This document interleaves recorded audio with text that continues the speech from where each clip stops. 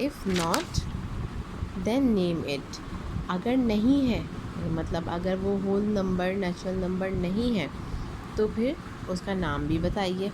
तो पहले हमारा आया इफ़ नॉट, तो सबसे पहले तो हमने कहा ये नो, क्योंकि हर होल नंबर नेचुरल नंबर नहीं होता, नो। और वो नंबर कौन सा है उसका नेम मांगा गया था, तो हमने यहाँ मेंशन कर दिया 0 is not are natural number. Okay. Number 3 is which whole number succeeds 9999।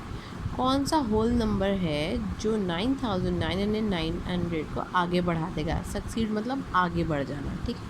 तो हमने इसके अंदर होल नंबर कौन सा ऐड कर लिया, ये भी होल नंबर, ये भी होल नंबर है, तो हमने इसमें 1 ऐड कर लिया, तो ये बन गया 10,000। ये भी होल नंबर है, होल नंबर में होल नंबर ऐड किया, होल नंबर में आंसर आ गया। Which whole number precedes 1000। Precedes मतलब बैकवर्ड, पीछे की तरफ जाना, मीन्स माइनस करवाना। तो वो कौन सा है जो 1000 को जिसमें से माइनस करवा दिया जाए। विच होल नंबर प्रीसीड्स, यानी कौन सा नंबर है वो जो 1000 को पीछे की तरफ लेके चला जाएगा। तो हमने यहाँ पे 1000 में से 1 को माइनस करवा दिया, it becomes 999। This is your complete question part 2। Okay. यहाँ पर हमारे पास अब एक्सरसाइज 2B स्टार्ट होगी, लेकिन 2B स्टार्ट करने से पहले यहाँ पर कुछ प्रॉपर्टीज़ हैं जिन्हें समझना बहुत ज़रूरी है। Properties of addition. सबसे पहली प्रॉपर्टी है हमारे पास commutative property of addition. Commutative property of addition, the sum of two natural numbers remain unchanged if the numbers interchange their places. अच्छा देखिए, इक्वल टू जब आ जाता है तो वो इक्वेशन बन जाती है हमारे पास। यहाँ पर हमारे पास ये देखिए, ये इक्वल टू है, ठीक है। तो ये हमारी कौन सी साइड है, लेफ्ट हैंड साइड, और ये कौन सी साइड है, राइट हैंड साइड। तो ये कह रहे हैं the sum of two natural number, ये भी नेचुरल नंबर है, ये भी नेचुरल नंबर है, ठीक है। रिमेन अनचेंज, ये अनचेंज रहेंगे, कोई फ़र्क नहीं पड़ेगा। If the numbers interchange their places, अगर ये अपनी जगह बदल भी देते हैं तब भी इनके आंसर पे कोई फ़र्क नहीं पड़ेगा। 71 में अगर हम 25 प्लस करते हैं हमारा आंसर आएगा 96। इसी तरह अगर हम 25 में 71 प्लस करते हैं तब भी 96। लेफ़्ट और राइट, लेफ़्ट हैंड साइड और right hand side both are same. तो ये हमारी कहलाती है कम्यूटेटिव प्रॉपर्टी। फिर है एसोसिएटिव प्रॉपर्टी ऑफ एडिशन।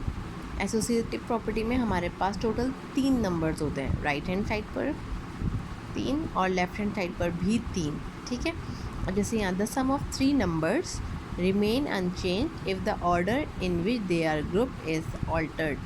मतलब 3 नंबर्स को अगर हम प्लस करें और उनकी जगह को अगर हम ऑल्टर कर दें, चेंज कर दें, तब भी उनके आंसर पे कोई फ़र्क नहीं पड़ता। जैसे अगर हमने कहा कि हमारी लेफ्ट हैंड साइड पे 2 + 3 + 7, ठीक है। सबसे पहले ब्रैकेट सॉल्व होता है, तो ये हो गया 2 + 3 = 5, 5 + 7 = 12।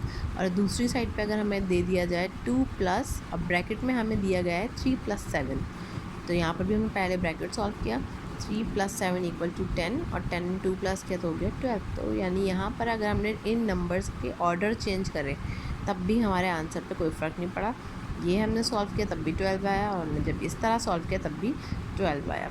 तो एसोसिएटिव प्रॉपर्टी में टोटल 3 नंबर्स की बात होती है और कम्यूटेटिव में 2। अब है हमारे पास प्रॉपर्टीज़ ऑफ मल्टीप्लिकेशन। ये है क्लोजर प्रॉपर्टी ऑफ मल्टीप्लिकेशन। अब ये क्लोजर प्रॉपर्टी कौन सी है, the product means multiply of 2 whole numbers is a whole number. किसी भी 2 होल नंबर को जब हम मल्टीप्लाई करवाएंगे तो हमारा आंसर भी होल नंबर में ही आएगा। होल नंबर कहाँ से स्टार्ट करते हैं, 0 से लेके कंटिन्यू सो ऑन। तो 13 is a whole number, 1 is also a whole number. तो होल नंबर से होल नंबर मल्टीप्लाई होता है तो होल नंबर ही में आंसर आएगा। अब वो 2 भी हो सकते हैं, वो 3 भी हो सकते हैं। जब हमारे पास मल्टीप्लिकेशन की बात आए और होल नंबर में आंसर आ जाए तो हम उसे क्लोजर प्रॉपर्टी कहते हैं, ठीक। Distributive property of multiplication over addition.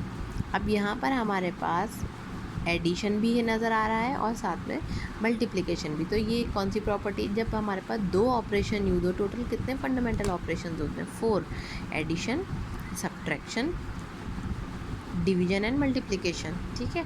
यहाँ पर कितने ऑपरेशन यूज़ हो रहे हैं, 2, multiplication and addition. The product of a whole number and the sum of 2 or more whole numbers. The product of a whole number एक whole number का product and the sum of two or more, दो से ज़्यादा, दो या दो से ज़्यादा जब हमारे पास होल नंबर का सम हो तो group together is equal to the sum of the product. हमने क्या किया, यहाँ पे सबसे पहले हमने ब्रैकेट सॉल्व किया। देखिए ब्रैकेट में आपको एडिशन नज़र आ रहा है, पहले हमने ब्रैकेट को सॉल्व किया।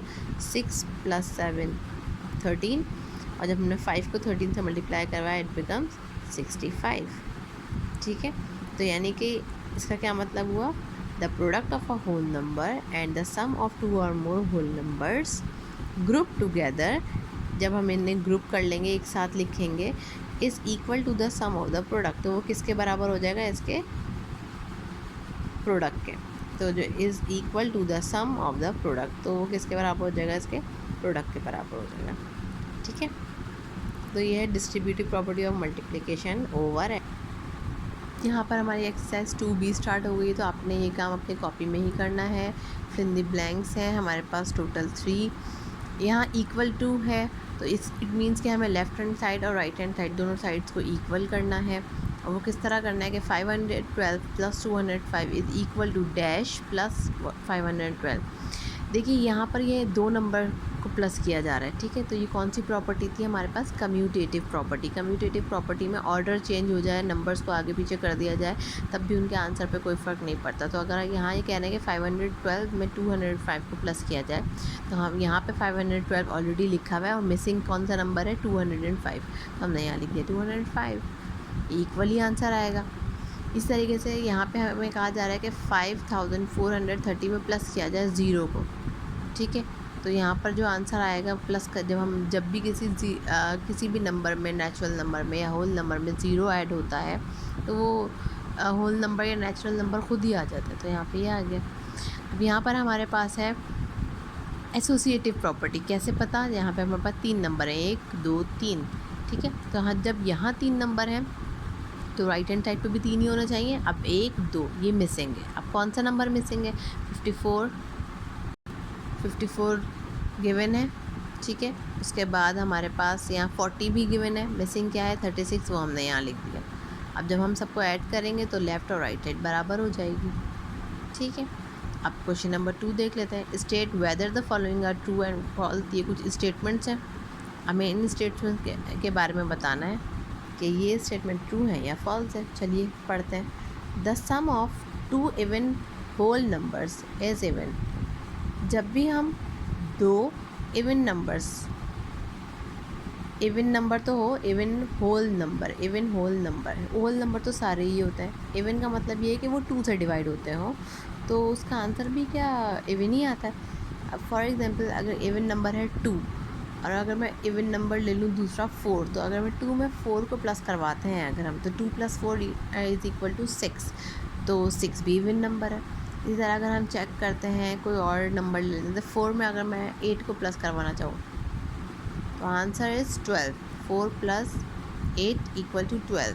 12 is also a even number. ठीक है, 12 is also an even number. तो इवन नंबर, अगर 2 इवन नंबर्स को ऐड करवाया जाए तो आंसर भी इवन में ही आता है, तो इसलिए ये स्टेटमेंट ट्रू हो गई।